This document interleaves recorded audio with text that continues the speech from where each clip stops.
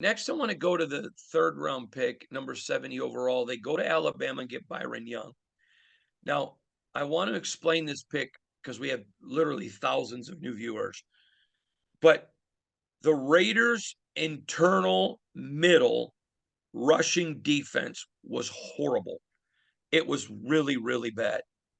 And so this is a guy, they had two people ahead of Byron Young for interior rushing defense. Kalijah Cansey, who was a complete, well, that was number one D tackle on the board. Mm-hmm. Jalen Carter, too many issues. And not just the off field issues with the teammate. There were weight issues. There were issues about The pro day. pro day was terrible, but there were Yeah. maturity questions.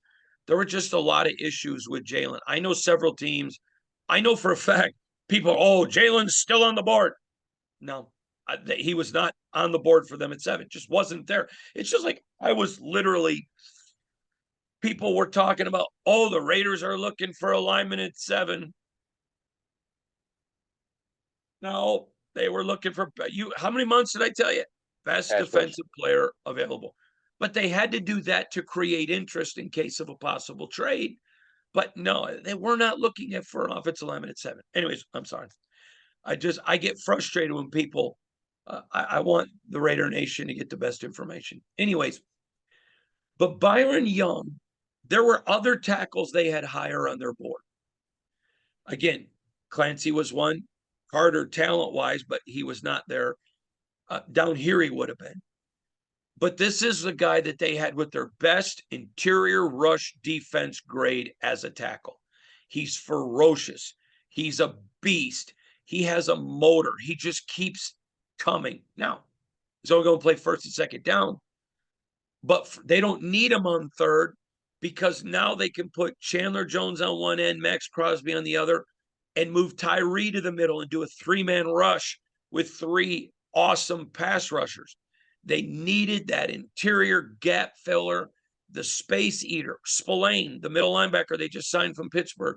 Why was he so good? Because they had space eaters in Pittsburgh that would take up a center guard and allow him to see the hole and react. I know there was a lot of people in Raider Nation that didn't like the pick, and that's fine. They're welcome to. I'm not God. But when you knew the need that the Raiders had, and he was the best available at the biggest need, this was a fit. Now, I've heard people say, well, why not go get a corner? Okay.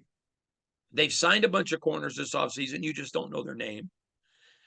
And they felt like there was still plenty of good corners that they were going to get a highly valued corner, but there wasn't a lot of interior rush defense guys.